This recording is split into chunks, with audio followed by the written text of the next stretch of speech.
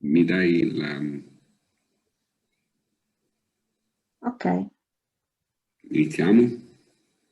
Sì. Very well. We can start with the works. First of all, I wish to thank all the attendees for being here today. I see we are in a good number, and I thank everyone for being here. Today's main talk is presented by Professor of Glasgow University. For me, it's a very great pleasure and honor to present Professor Jeff Webb. Indeed, Jeff is an outstanding figure in the field of nonlinear analysis and ordinary differential equations. He is the author of much more than 100 of research papers and one textbook. I remember that, among other many things, in 1984, he was elected a Fellow of the Royal Society of Edinburgh. And in 2014, he was named as one of Thomson Reuters Eagle cited researchers and one of 2014 the world's most influential scientific minds. Jeff spent some time at other institutions such as Indiana University or Rutgers University. I would also like to remind you that he was in Italy for some time. In Rome in the 70s and at the University of Calabria in 2000s. He did editorial work for several very important journals, as for instance, Glasgow Mathematical Journal or Bulletin Journal and Proceedings of the London Mathematical Society, and so on. Now, in particular, he is, jointly with Professor Thibaut Christine, editor-in-chief of the electronic journal of Qualitative Theory of Differential Equations, that, in my opinion, is one of the best journals on differential equations. Of course, on behalf of all the organizers, I would like to thank again Professor Webb for agreeing to hold a seminar in this series of events. The title of this main talk is Positive Solutions of Non-Local Boundary Value Problems with Derivative-Dependent Nonlinearity. So I invite to Professor Webb to speak. Please, Professor Webb, you have the word. Thank you very much, Gabriele. It is a pleasure for me to be participating in this webinar series. It's very good to be able to do some mathematics occasionally.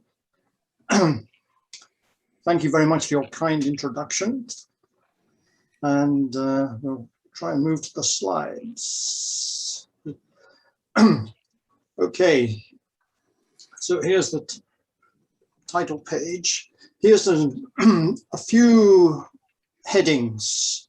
I'm going to tell you the problem I'm going to study and the tools I'm going to use. One tool is a Grunwald inequality in a situation where normally you wouldn't expect there to be a Grunwald inequality. And we're going to be using the theory of fixed point index, and this requires us to find some a priori bounds. Excuse me, Jeff. Could you share your screen, please? Maybe. Oh, sorry.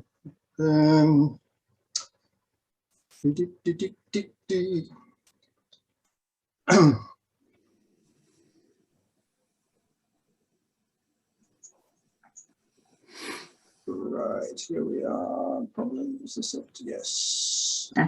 Now we can see your screen. Okay.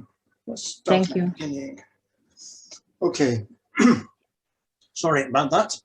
I can't see what I'm doing. Okay. Okay, let's move to the first page. So what I'm going to talk about is based on a recent paper, and I'm talking about a part of it. So the problem of interest is a second order ordinary differential equation where the nonlinear term depends explicitly on the first derivative. And we're going to be interested in the existence of positive classical solutions. And in order to have, in particular, multiple positive solutions under certain conditions, if you want natural boundary conditions are the Dirichlet boundary conditions, and if you want positive solutions in that case, then you want the solutions to be concave, or that's a good idea.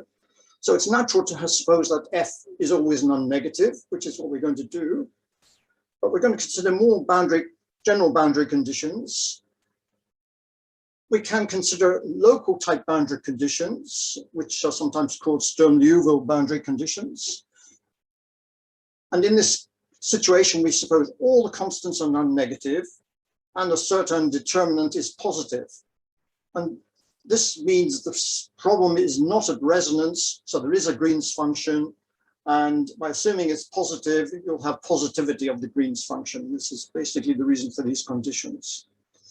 But we also have considered non-local boundary conditions, where we had some Riemann-Stieltjes integrals. When you're working with functions that do not depend on the derivative, you can work in the space of continuous functions, and then these are linear functionals on the space of continuous functions. We're going to be working in the space C1, so in theory, we could consider more general conditions here, but it would become rather complicated, so I'm considering this more simpler case where the non-local terms depend only on the functions. An idea here is that the conditions at the endpoints depend also on what happens to the function on the whole interval. And this can arise from problems where you have some feedback. So Gennaro Infante and I studied some time ago, well, probably 15 years ago now, a problem for a thermostat. And then the boundary conditions mean that you have some controllers at the endpoints which receive feedback from somewhere along the heated bar, and that controls what you do, whether you add heat or take away heat at the endpoints. So non-local conditions that can be interesting when you get feedback.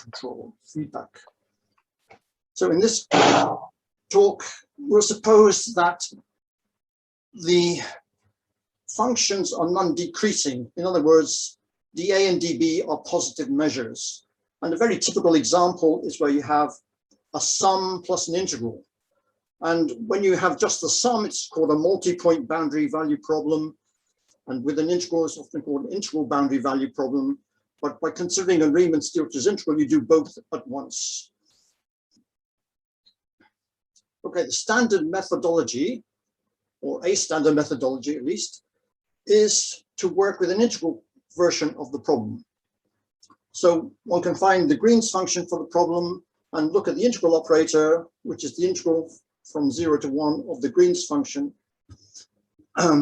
multiplied by the nonlinearity. The Green's function incorporates the boundary conditions. So,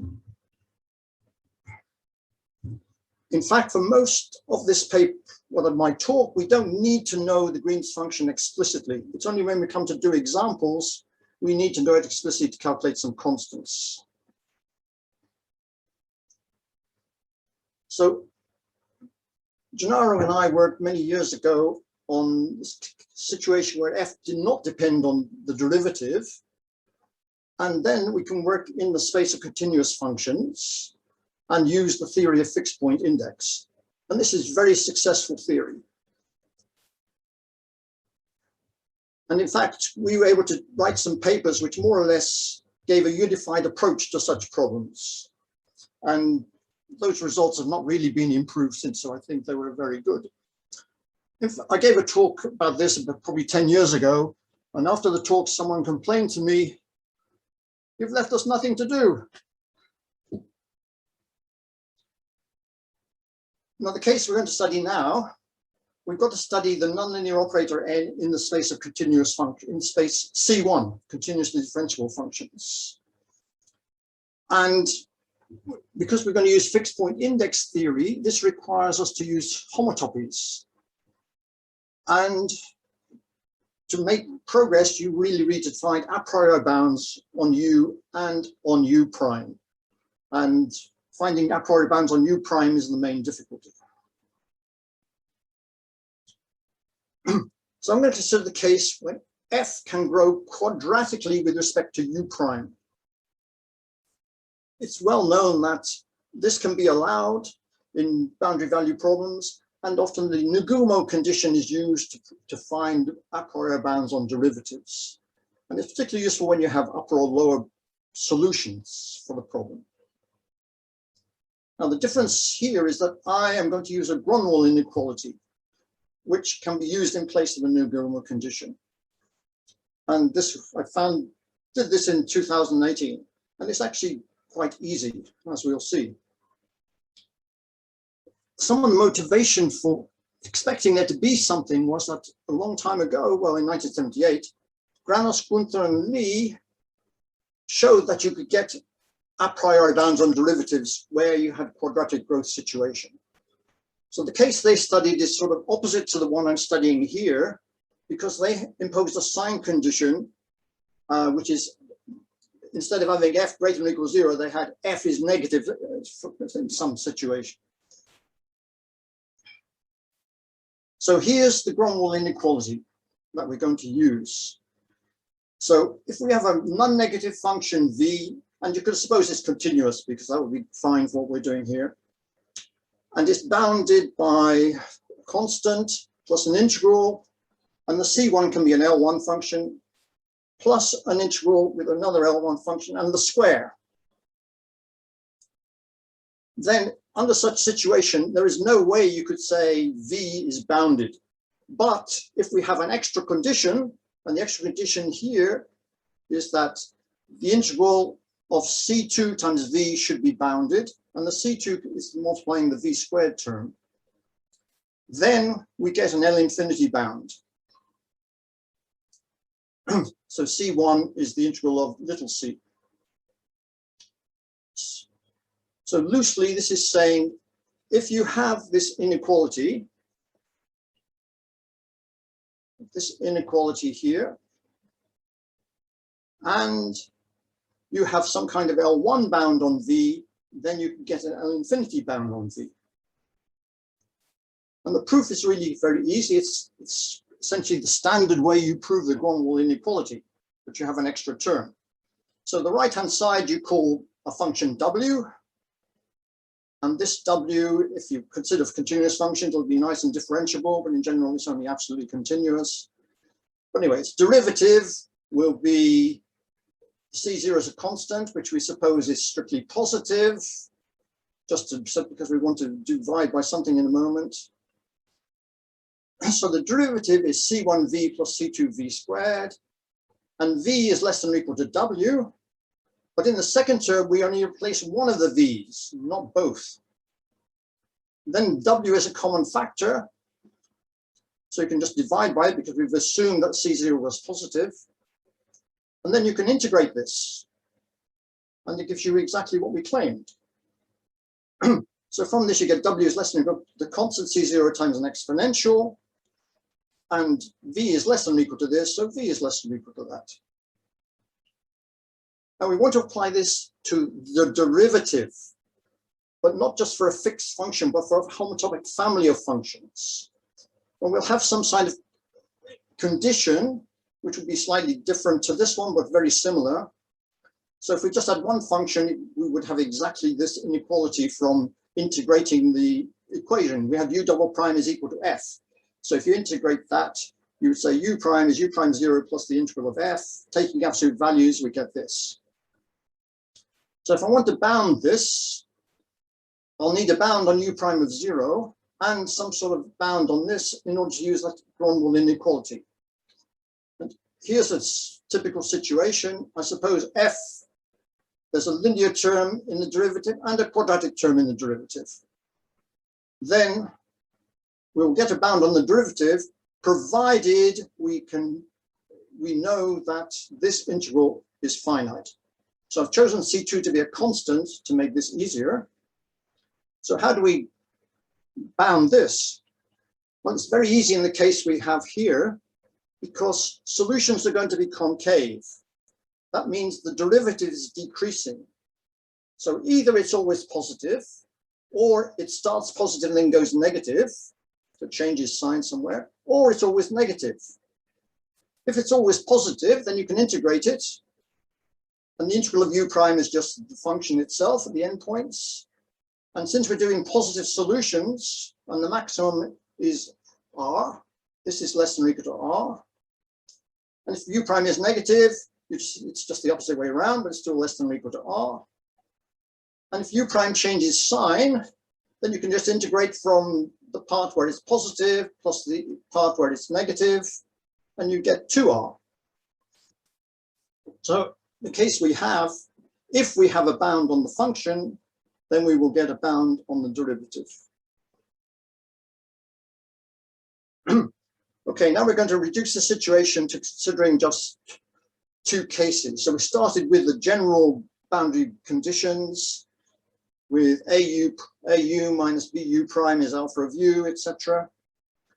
But we're assuming that this, what I've called rho, we're assuming this is positive.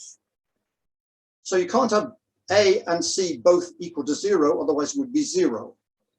So either they're both positive, or exactly one of these is positive. And if just one of them is positive, you can suppose without loss of generality that it's A. Because if it's actually B, you can change from T to 1 minus T. So therefore we have essentially two cases. And the constants and functions have changed a bit because we're divided by constants now. So either we have an A term and a B term, or we just have a B term. Well, I'm only going to consider case 2 here. Case 1 can be done similarly when B is not 0, but if B is equal to 0, you have to change the argument a little bit, but it's not, it's using the same kind of ideas. But case 2, we will do case 2. So now I'm going to tell you a little about cones and the fixed point index. So those of you who are familiar with it, you all know everything, but if a cone is generally something that's invariant under sums and multiplication by positive scalars. So it's a convex set, and we also suppose it's closed, and we suppose that k intersected with minus k is the 0 element. This means it defines an ordering in the space. So if you take, for example, the space of functions that are non-negative, then the ordering of u greater than or equal to v just means u minus v is greater than or equal to 0 at every point. I just mentioned that for those of you familiar with theory of cones, etc., this is not a normal cone. A normal cone is one where ordering of the cone implies some ordering of the norms. Here, if you just know something about the functions, you've got very little information about the derivatives. So it doesn't tell you about the norms of the function. Now, if we want to get multiple solutions, it's actually very useful and possibly necessary to work in a smaller cone. And for us, the convenient cone is the functions that are concave and non-negative.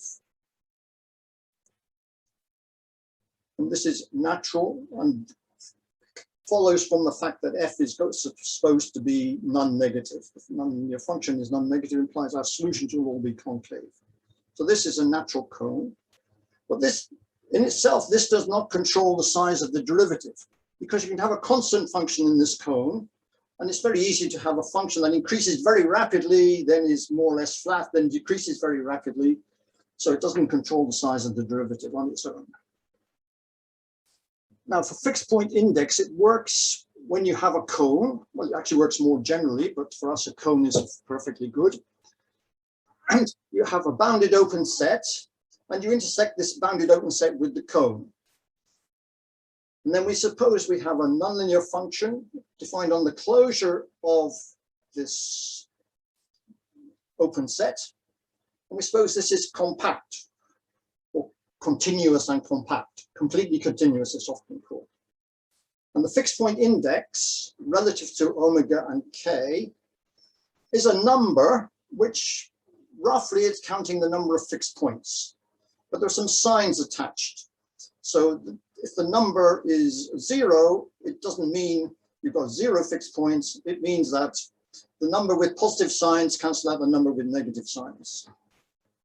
So how do we define it? Well, it's closely related to the Rayschauder degree, or at least this is one way of defining it. And it's necessary to assume there are no fixed points on the boundary. Otherwise, the thing is not defined.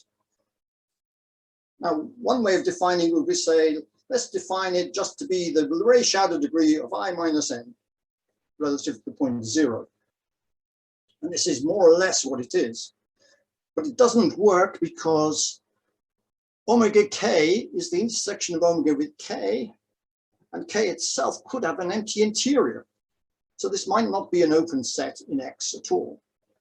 However, you can get around this by using the fact that k is a retract of X, and you take the inverse of their detraction and everything works out eventually. So one can find all this in many books.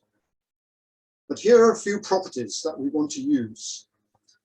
The first one says that if you have a point inside omega, and you consider the constant function with that value, then the index is +1. So it's just saying that if you have a constant function and it can take the value, then there's a solution. There's a fixed point itself. The second condition is sort of existence. If you know the fixed point index is not 0, then there is a fixed point. So this is like, if the degree is non-zero, then there's a 0. The third condition is very useful if you're trying to find multiple solutions. It says if you have disjoint open sets, and on one part, the index is something, and on another part, the index is something else, then when you take the union of the two, the index adds up. And the fourth one is the homotopic property, which says if you continuously deform a compact family of functions and no fixed points occur on the boundary, then the fixed point index is constant. And this is how you prove the fixed point index takes certain values. Because if you've got a general operator, it's almost impossible to calculate the fixed point index. What you do is you say, oh, we can make a homotopy between this and something much simpler, and therefore we know what the answer is. Now, we're going to be using some homotopies, and there are two very useful homotopies. And the first one says, well, it says if nu is not equal to lambda u for all lambda greater than or equal to 1, then the index is equal to +1.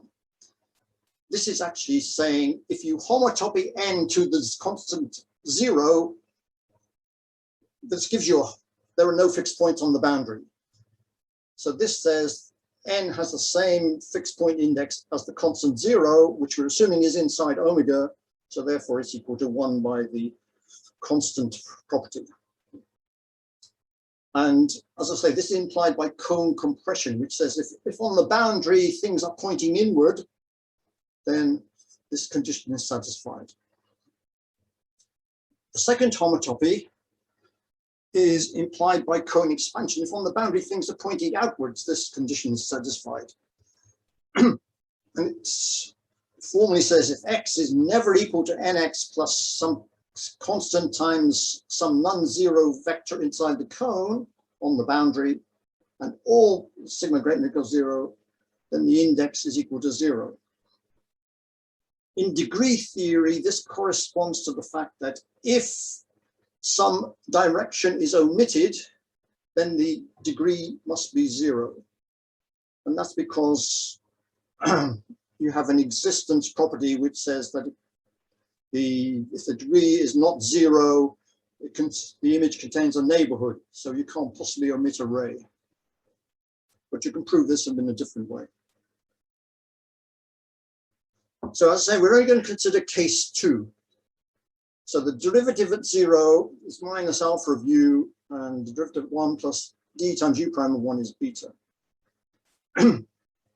because we're doing, this is a positive functional. So if u is non-negative, alpha of u is non-negative. So this says u prime of 0 is less than or equal to 0. And because we're going to consider concave things, it means that we're considering cases where the derivative is always negative. Okay, so now I'm going to get bounds for u prime of 0 for homotopic families. And the function e that occurred before is going to be just the constant 1, which belongs to the cone K, which is non-negative functions that are concave. So this is a combination of the two homotopies. So lambda u equals nu will be one of the homotopy, and u equals nu plus sigma is the other homotopy. So this does both at once. So it says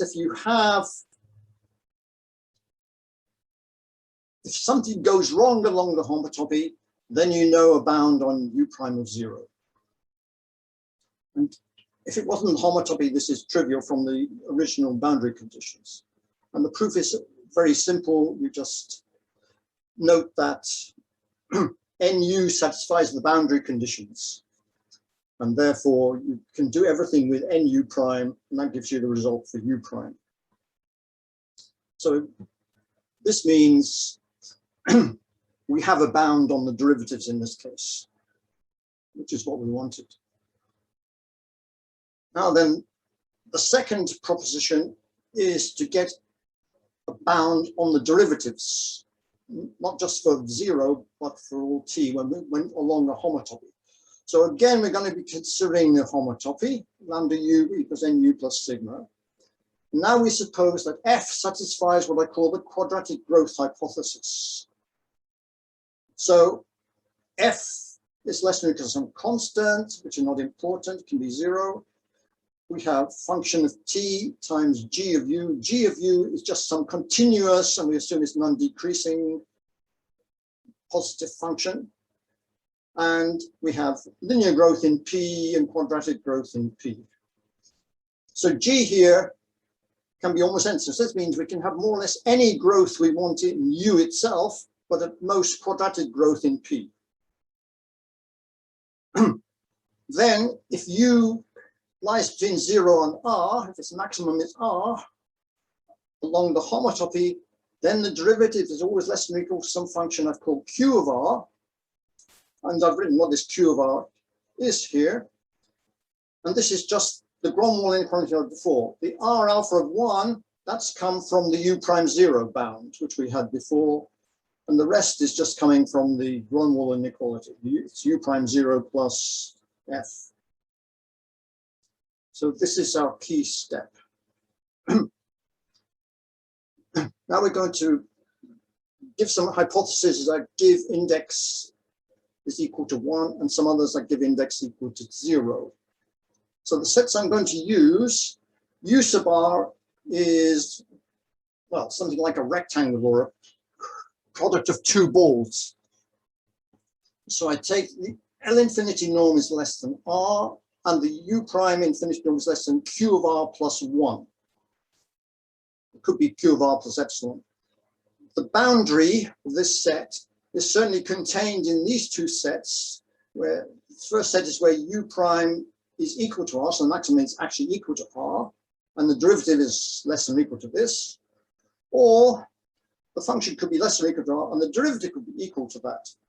But the second, this one can't happen because we have our a priori bound condition. So it's only going to be the first one we have to worry about. Okay, so here's a theorem that tells you the index is equal to 1. And this is essentially the same result that you get when there is no U prime dependence, which is sort of how we get the idea. So we assume F is less than something on some interval from 0 to R, and for P less than or equal to this Q of R. And this M is defined to be the reciprocal of the maximum of this. When you're working in the space of continuous functions, this is just a norm of a corresponding linear operator, but it's not the norm of the operator in the space C1. So if ft of u and p is less than m times r, for u less than or equal to r, and all the possible p's, then the index is equal to 1. So the way to think of this is that it corresponds to f of t, u, and u prime divided by u being small enough, which is for u in an interval from 0 to r and all the corresponding u primes. But it's not exactly f of t, u prime divided by u, because it's this condition rather than the second condition. It's not ft up less than mu, it's ft up less than mr for u less than or equal to r. So if you draw a little sketch, it's slightly different. One, you have a sort of rectangular region that f has to lie in, and the other one you have a triangular region. When you're dealing in the simpler case with no derivative dependence, it's advantageous to consider this the second version because you can relate it to the eigenvalue of the corresponding linear operator. So you can get slightly different constants. Okay, well, the proof of this is actually quite easy. You show that the first homotopic theorem holds. So if you have lambda u equals nu, then we prove that you have this bound, u prime is less than or equal to q of r. So the maximum of u is equal to r, and the u prime is less than or equal to r. Well, by our assumption, this integral is less than g, which is positive, times the max f we assumed was less than or equal to mr. But this is precisely 1. Well, 1 times r. So it's telling you that lambda ut is less than 1 times r, lambda is greater than or equal to 1. We take the maximum, and it says lambda r is less than r, which is not possible because lambda was bigger than 1, or greater than or equal to 1. So the homotopy never vanishes, therefore you have the homotopic to 0, so therefore the index is equal to 1. Now to get the index equals 0, we're going to use the fact that the elements of K are concave. So we have this inequality, u of t is greater than or equal to the minimum of t times 1 minus t times the norm of u, the maximum of u. This is just a consequence of concavity. And we're going to choose some subset A, B, which we will choose to be a quarter, 3/4 later on, and take gamma to the minimum of these two numbers. Then u of t is greater than or equal to this number gamma times the maximum of u for t in this smaller interval. So if you think of a concave function and you restrict it to some interval, it's obvious that the minimum on that interval is bigger than something. Well, something is precisely this. Now the open set we're going to consider now is that those functions for which the minimum on this smaller interval AB is less than R, and the derivative is less than Q of R over gamma plus 1. And that's because your U is going to be greater or equal to gamma times the norm of U. So Q of R over gamma is going to be, well, the norm will be less than or equal to R over gamma. So this will be the biggest possible thing the derivative would be. And we're adding 1. Then here's the result, which again is comes from the fact that we've got a similar result in the case where there's no derivative dependence. So you want to condition that f is sufficiently large, but just for t in this subinterval, and for u lying between r and r over gamma. So it's not for all u from 0, but only on the sort of annular region, and all the p corresponding derivative terms. And the big M here is you integrate the g, the Green's function, from a to b and take the minimum. Now this is a bigger number than little m, and it depends on A and B, but I won't mention A, B. So if this is, oops, sorry. So under this condition, the index is equal to 0. So you should think of this in that if f of t, u, and u prime divided by u is large enough on some annular type of region for u, then the index is equal to 0. And the proof is using the other homotopic. I'm not going to give this proof. It follows similar arguments. So now I'm going to state the existence theorems we can get using what we've proved. So we assume f satisfies the quadratic growth hypothesis. Now you can get at least one positive solution in two cases. The first case is when f of u over u is small near the origin and then large away from the origin. And the second case is where f of u over u is large near the origin and small enough away from the origin. And the big enough and small enough is precisely given by these little m's and big M's. And we can get multiple solutions. So we can get at least two positive solutions. And here positive means really positive, not 0. So it's not non-negative, I'm just talking about positive. So you have to have either f is small near the origin, then large on some intermediate set, then small far away, or the other way around, large near the origin, then small on some intermediate set, and then large far away. So the small means less than m times something, the large means bigger than m times something, big M times something. So it's best to think of this as small, large, small, large, small, large. Okay, so I'm not going to give the proof, but just tell you it's standard application of fixed point theory. So for example, in a simpler case of S1, you know the thing is small near the origin. So on a small u, the index is equal to 1. And then it's big away from the origin on an annulus. So the index on a v is 0. So in between, it must be -1 in order to add up. So 1 plus something makes 0. I think we can all do that sum. And -1 is not 0. We can do that sum too. So there is a fixed point in that set. And of course, that fixed point is obviously not 0. But in this particular case where you've got small near the origin, there's already a fixed point in that small set as well, because the index is +1. But that is often 0 unless you make some other conditions. So quite often people say, we have two positive solutions because they make the trivial assumption that the function f is not 0 at 0. But I'm not worried about that. Okay, in theory, it's possible to give lots and lots of examples because you can define the nonlinearity in a sort of piecewise manner. Because you have to have some condition on integral from 0 to little r, then you have some condition which the u's are disjoint from that. Then you have to have some other condition, so you can sort of glue it together, but it becomes more and more difficult. So I tried to give some examples where you can have just a single formula.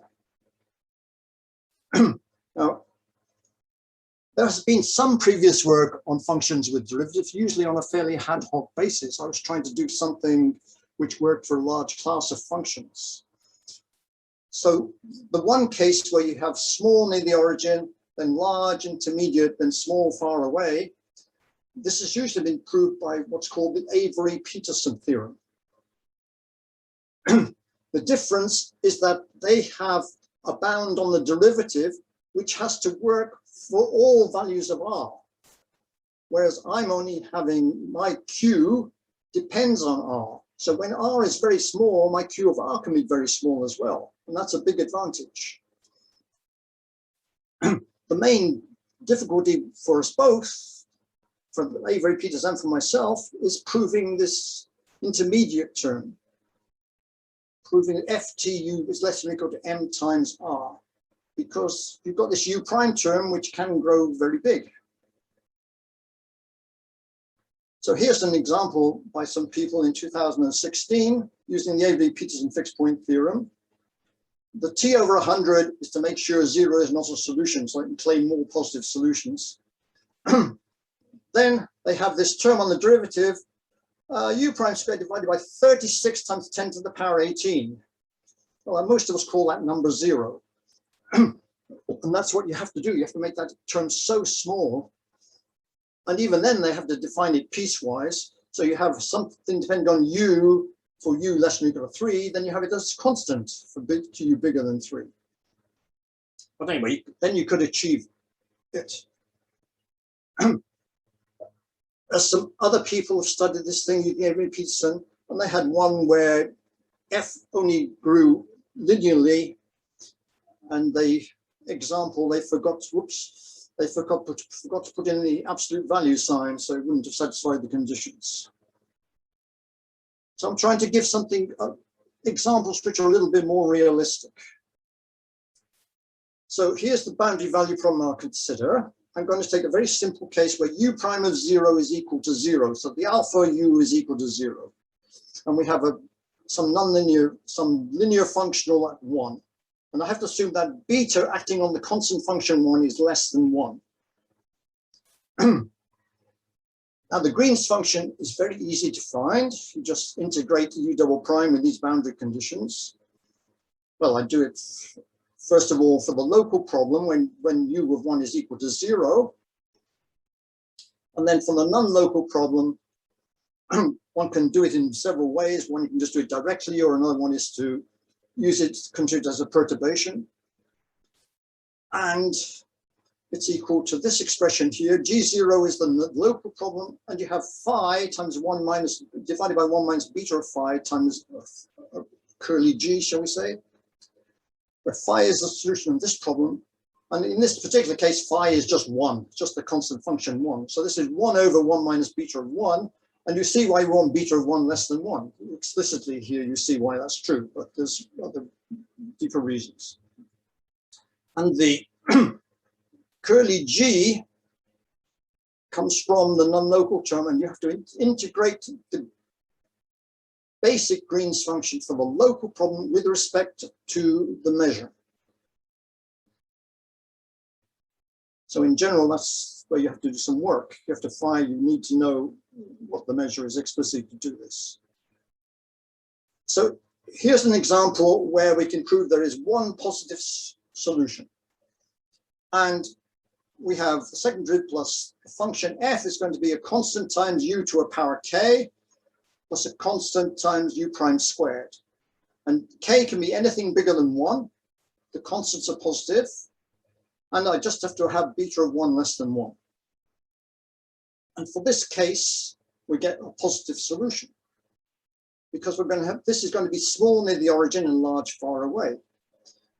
So the Q of R here, if we look back at the formula, is just C1 times R to the K times the exponential C2R.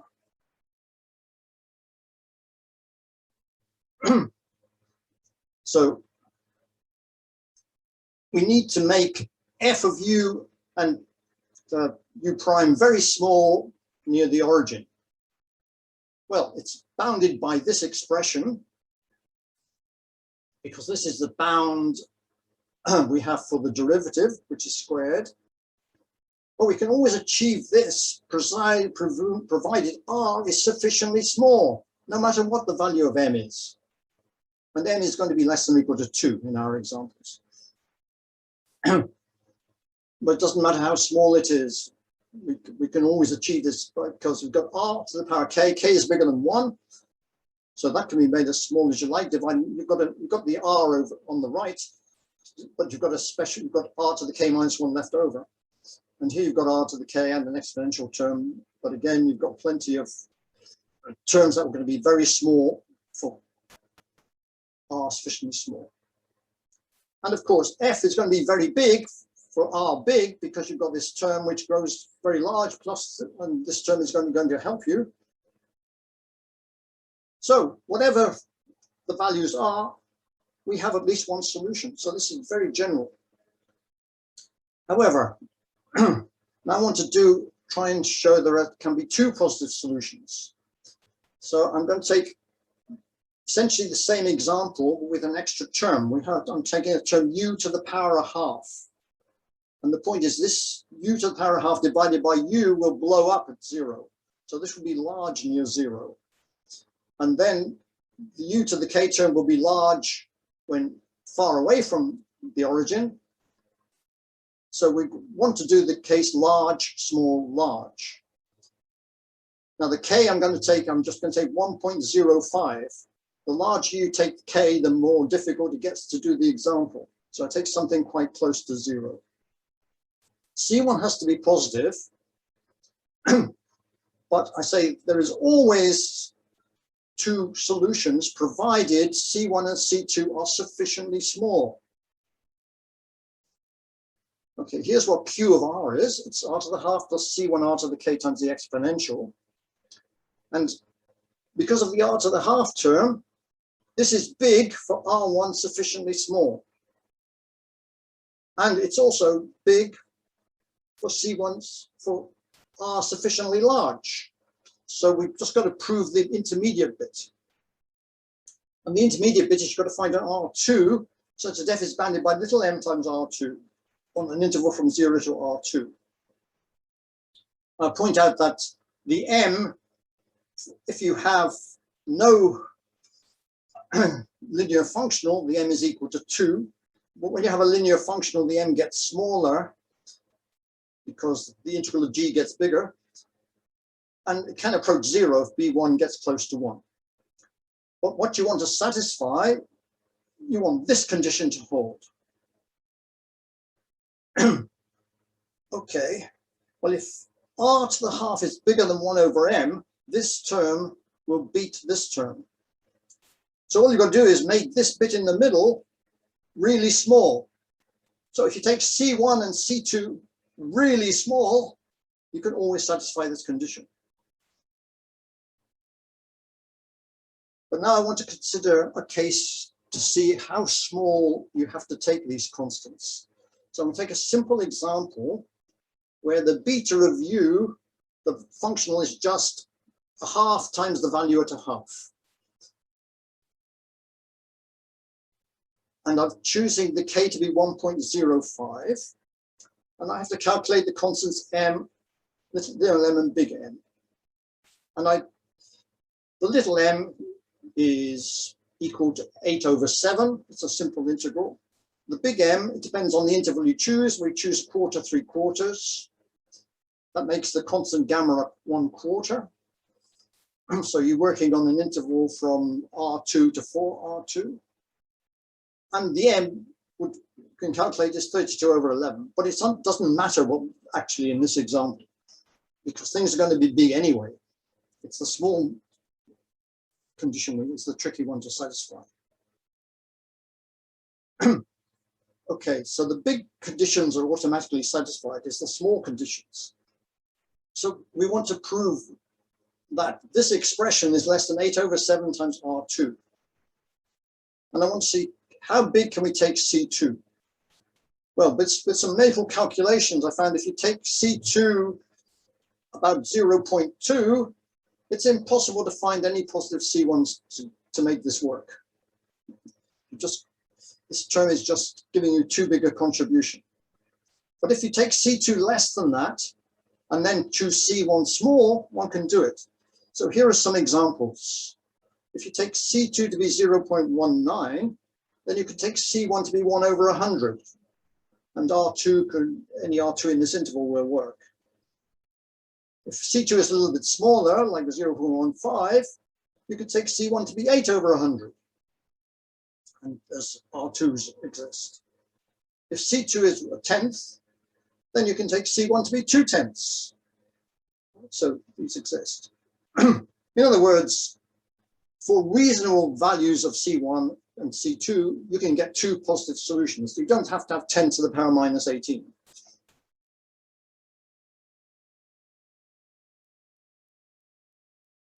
Okay, so in all these cases, there are two positive solutions and the zero solution. So that's the end of my talk. Here are just a few references if you need to know some. But there are other papers not referenced here. So thank you very much for your attention.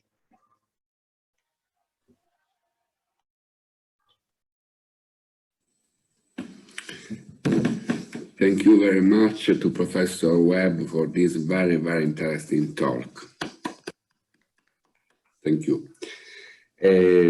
Please tell me who wants to make comments or questions. Are there comments or questions? I see Professor Palagachev.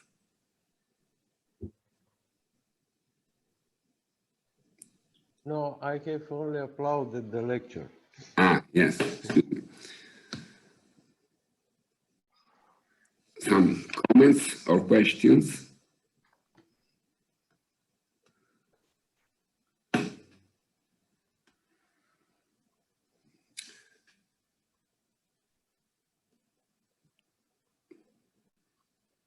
There, Jeff, I have a curiosity if of some application in the real phenomena of this theory or no, or it is only theoretical theory. It's only theory at the moment, certainly. It was the idea came from the fact that for problems where there's no derivative dependence, we have a good theory which works beautifully. What can we do when we have derivative dependence? There are some ad hoc solutions in various cases, but I tried to do quadratic dependence case and was able to do something. Thank you. I have also another curiosity. In the set capital K, when you choose that U is concave and U is greater than 0, this is the best choice of this set, or is it possible to choose a set a bit more general? For instance, that U is greater than 0 or equal to 0, and U is concave in some part of the interval. This is my curiosity. It's probably possible to use other sets, but I was following essentially the scheme of things that works very well when there's no derivative dependence. And concavity is we have the property more or less automatically, so I use that. For the maximum principle, I suppose. You need a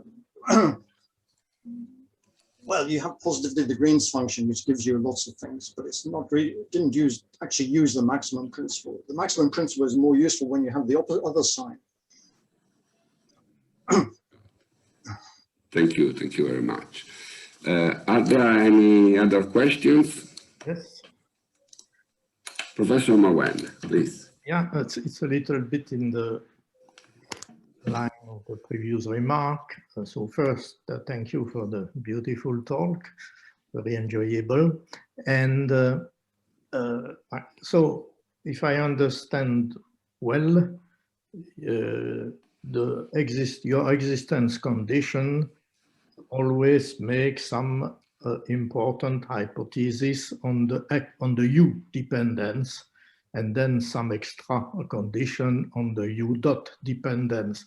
So I would say in a few words, which is probably not very precise, the result hold despite of the presence of the derivative. Do you know about some result where it would be the opposite, that the existence result, the part of U dot would be the dominating one maybe, and the result would hold because of the presence of the derivative? I don't know such results, John. Right. What I've done is very crude. You know, sort of essentially saying we've got bounds on U and we can infer some bounds on U prime. But I think in some problems, you would be able to do much better than that. You would know that there are certain bounds on U prime from the problem itself, which would be better. Thank you. Very well. And are there any other questions? No? Thank you again to Professor Webb for this very, very interesting talk. Thank you again.